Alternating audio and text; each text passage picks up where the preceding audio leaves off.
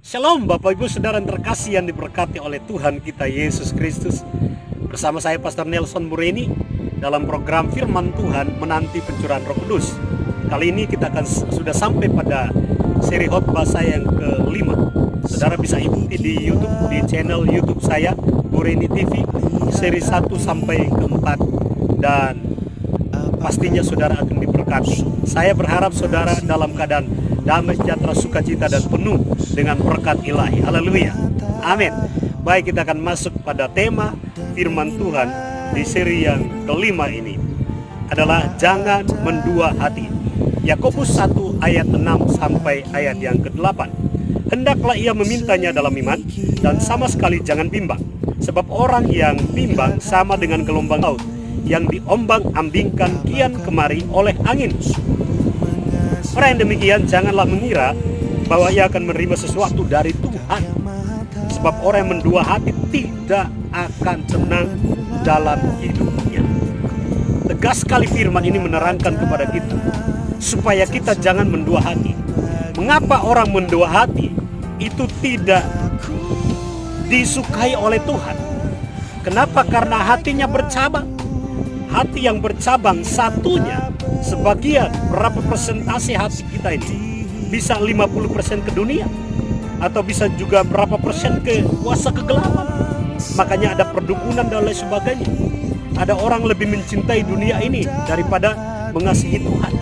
Nah, Tuhan pengen supaya segala sesuatu yang kita alami di dunia ini, segala sesuatu yang kita miliki di dunia ini, segala sesuatu yang kita mau sampaikan ke Tuhan, harus dasarnya adalah kebulatan hati.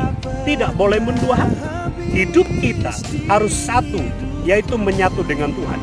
Karena orang yang tidak menyatu dengan Tuhan, firman Tuhan berkata, itu membuat pemisahan antara hidupnya dengan Tuhan sendiri.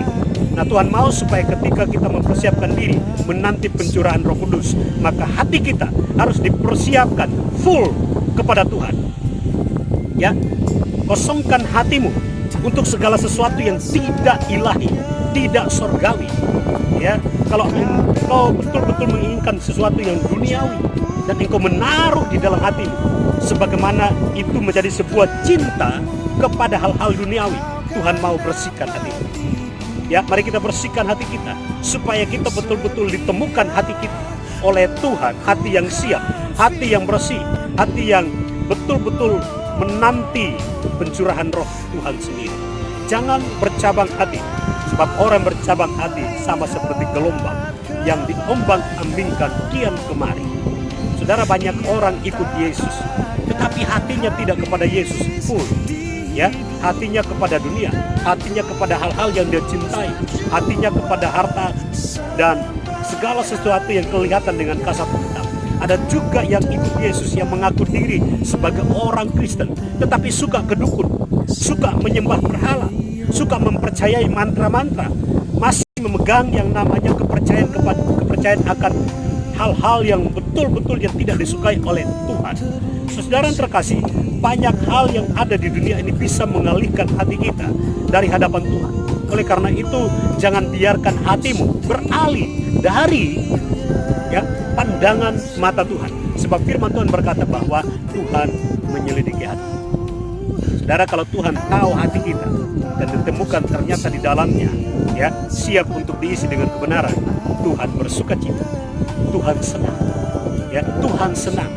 Tuhan siap untuk mengutus Roh-Nya, memimpin engkau, dicurahkan di dalam hidupmu.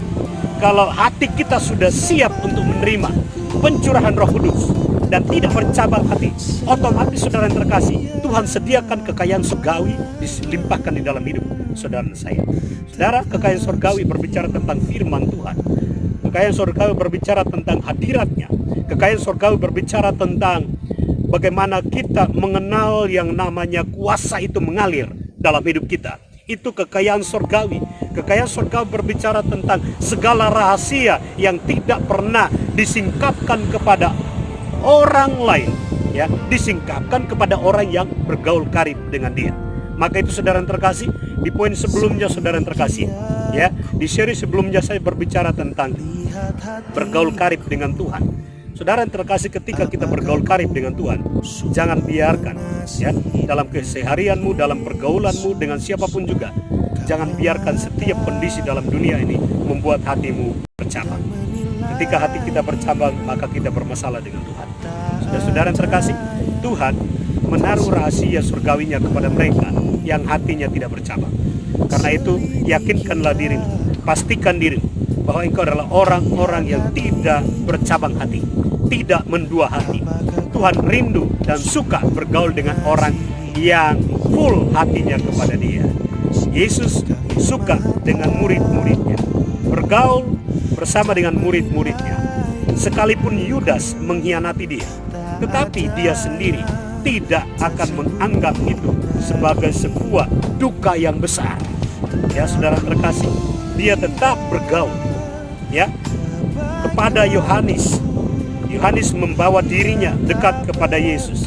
Injil mencatat bahwa Yohanes adalah murid kesayangan. Saudara-saudara pengen disayang Tuhan lebih dalam lagi, maka jangan bercabang hati.